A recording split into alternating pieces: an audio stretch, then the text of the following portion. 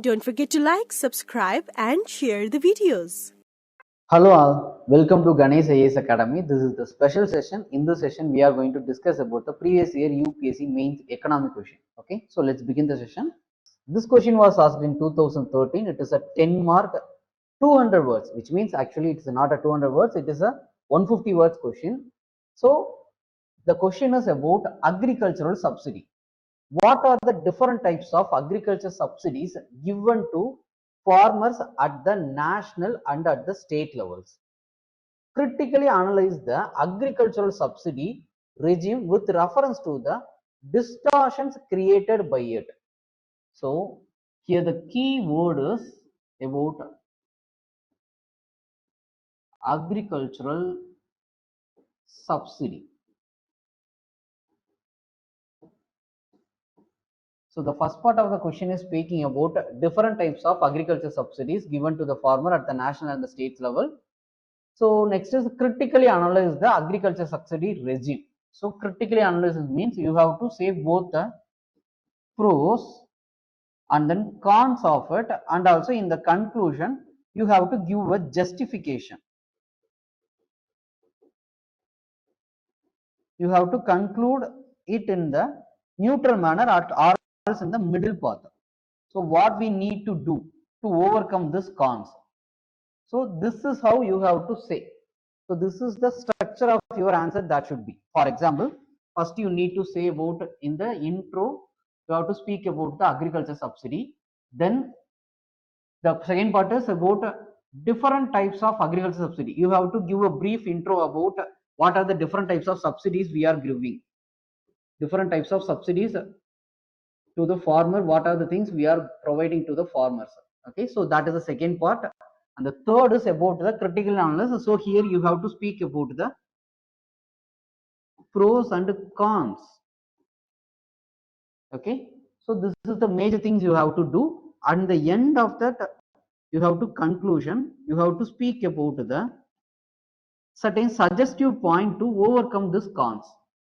In that way, you have to conclude your answer. This is the structure you need to follow. First, you have to give an intro based on what is agricultural subsidy. So here the agriculture subsidy means it is the subsidy provided to the farmer to enhances their production or is to reduces their input cost. So this is the major motive behind you are providing the agriculture subsidy. Why the government is providing this is to either enhances the production or else reduces the input cost for the farmer. And also the subsidy can be in a two form, either it is in the form of cash or else in the form of kinds. Okay, so this is the major thing the government is follow related to the agriculture subsidy. So for example, either they will go for a cash through the DBT, now they are following the direct benefit transfer, or else they will go for a kinds, like they will provide the fertilizers, or else they will provide the electricity, or else they will provide the irrigation projects, or else they will go for us providing the facilities like soil health card. So these are the things comes under the kinds. So this is how the agriculture subsidy is provided to the farmer. So you have to give a brief intro about what is this agriculture subsidy. So it is about either to increases the production process or else to reduces the input cost for the farmers. It will be in the form of either cash or in the kinds. So in cash means it is a DBT. When it comes to the kinds, it is about a fertilizer, electricity, irrigation, or a soil health card, anything. Okay, so this is the brief intro about this question. Next, you have to say about what are the different types of subsidies that are provided to the farmer. So that is the second part of the question. So you have to say about the different types of subsidies, means you have to say about what is the direct farm subsidies, what are the indirect farm subsidies. So when it comes to the direct farm subsidies, it is directly communicated to the farmer, or else it is directly provided to the farmer. That is comes under the direct farm subsidies. And also when it comes to the indirect subsidies, it is about you are providing the subsidies in an indirect manner to the farmer. Okay. So here when it comes to the direct farm subsidies, it is mainly about the MSB. So everyone know that what is MSB, but again I am saying that I will say that what is MSB. MSB is the assured price set by the government of India before the farmer is going for a sowing their plants, sowing their seeds. So that is called as MSB. So it will give you the farmer the confidence to go for a cultivation. So it is act as a assured price. It will build the confidence. So for that there is a need of MSB. Next is PM Kishan. So PM Kishan Nidhi, it is actually providing 6,000 rupees for a farmer per year. Every year the farmer will get a benefit of 6,000 rupees. So that is about a PM Kishan Nidhi.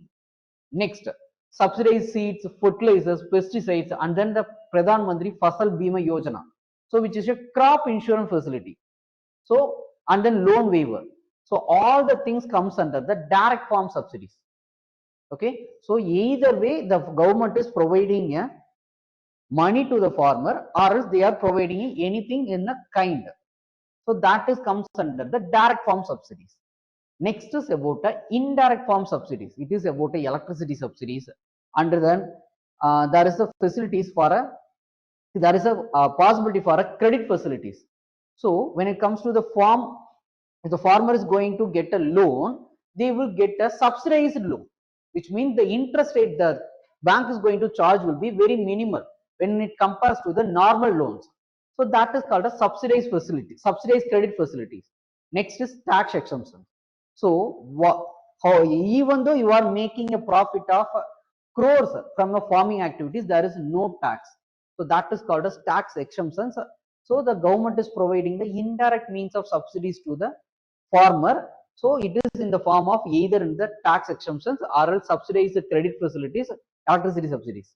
So these are the certain crux of the subsidies. Okay. So there are many things. I'm just providing certain crux of it. So that is about the direct and the indirect form of subsidies. Okay. Next. So you address the first part of the question. Next, critically analyze the agriculture subsidies regime with reference to the distortions created by it. So what are the issues? So the question itself says that it is creating a distortion. Okay. So even though there are certain pros, the agriculture subsidy is creating certain distortions. So you have to first highlight the cons and then, so your answer should be like, you have to give a priority to the cons of the agriculture subsidies. So it will be around 2/3 of the page. Next, you have to say about the pros of this agriculture subsidy in a single para. This is how you have to structure it, because even though the question is saying that critically analyze, if it is a critical analysis, you have to say about both the benefits and the disadvantages. So this is how you have to give the answer. But the question says that it is creating a distortion. The question itself says that it is creating a distortion. So you have to give more priority to the cons, the disadvantages of this agricultural subsidies. Next only you have to speak about a pros. It will be around 3 to 4 lines. Afterwards, you have to give the conclusion which says that how you have to overcome this cons, how to overcome this issues created by the agriculture subsidy. So in that way, you have to conclude your answer. This is the structure you need to follow. Okay. So the major issues of this agriculture subsidy is, first thing, it is about the diversion of the money. Now the government is trying to overcome this issue, but earlier the major issue is about the diversion of the money. For example, the government will provide you the money for a fertilizer buying, or the government is giving you the money for the buying the seeds.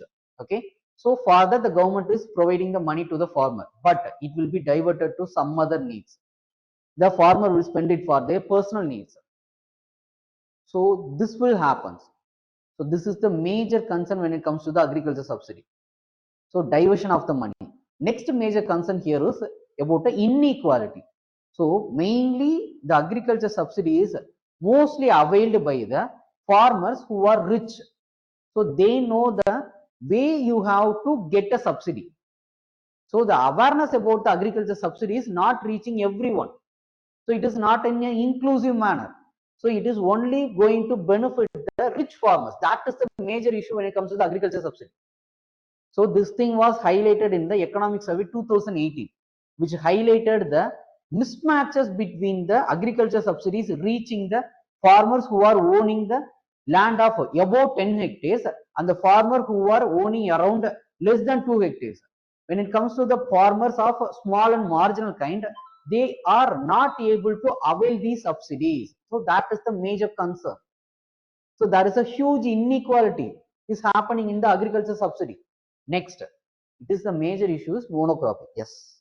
So by providing MSB, the farmer is continuously cultivating the same crop. So that is going to affect the environment, ecology, and the soil. So everything is going to affect it. So that is the major concern when it comes to the agriculture subsidy. Next, trade distortions. Yes. When it comes to the international trade, the major concern here is the farmer in India, they are cultivating their produce based on the subsidies, which is against the norms of the WTO because it is comes under the amber box. So in that scenario, even though you are having the huge grains, you can't export it to the other countries because it is the trade distortion practice. So WTO will put a rule against it. So many countries may put a sanction against you. So that is the major concern when it comes to the agriculture subsidy. And then it is the chemical intensive farming. So you are providing a subsidies for fertilizers, and also you are promoting the monoculturing through the MSB. In that scenario, the farmer will go for continuously cultivating the same crop using the chemicals. So that is the major concern. And the last is it will reduce the capital investments, which means so the government plays the major role in the agriculture sector. So in that scenario, the private won't get into that because there is a no possibility for any competition. So the government is the major player, means how the private will come into that and they will make a major things into that. So there is a possibility is very limited. So the participation of private is not happening due to this agriculture subsidy. So even though government is trying to promote a contract farming or lease methods, okay, they recently changed the laws related to the leasing. Everything was done by the government. Still, there is a very low investments happening towards the agriculture sector. The reason is due to this agriculture subsidies. That is the major thing that affecting the farm sector in India. And then, so these are the major concerns of the agriculture subsidy. And then you have to speak about the pros of it. So you can say that there are many pros, like it is due to that only India is becoming the huge exporter of the grains. So earlier India is now India is becoming a self-sufficient. In that way, you can say the certain pros about the agriculture subsidy. Then you have to say about the conclusion. In that you have to justify that we need to overcome these issues.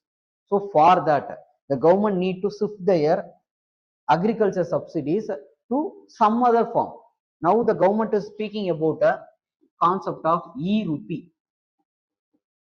So with that e-rupee, you can easily overcome the diversion of the money. Okay, so if the government is providing the e-rupee, that e-rupee can be only used for certain things that is specified in that e-rupee. For example, the government is providing the e-rupee.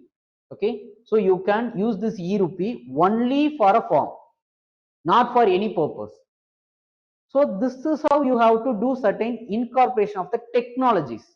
And also when it comes to the Fasal Bima Yojana, then now the government is going to use the drones to find the disaster happened in the farm sector, based on which only they are going to provide the insurance. So this is how we need to incorporate the technologies into the subsidies method. Okay, so you have to say about the e-rupee, the use of the technologies like e-rupees, drones, e-Kishan app. By the way, we need to channelize the agriculture subsidies to make the India to perform well when it comes to the revenue generation and revenue spending. In that way, you have to give a conclusion. Okay, and also you can also say that around 40% of the people are employed in the agriculture sector directly, and but it is only contribute around 16 to 17% of GDP. The major concern here is the agriculture subsidy. We need to reform it. In that way also you can see, because it's a conclusion, you can't go for more than 3 to 4 lines. In that scenario, limit your answer based on the data. That is more than enough. Okay, so this is how you have to structure your answer, and also you have to conclude your answer. Okay, thank you.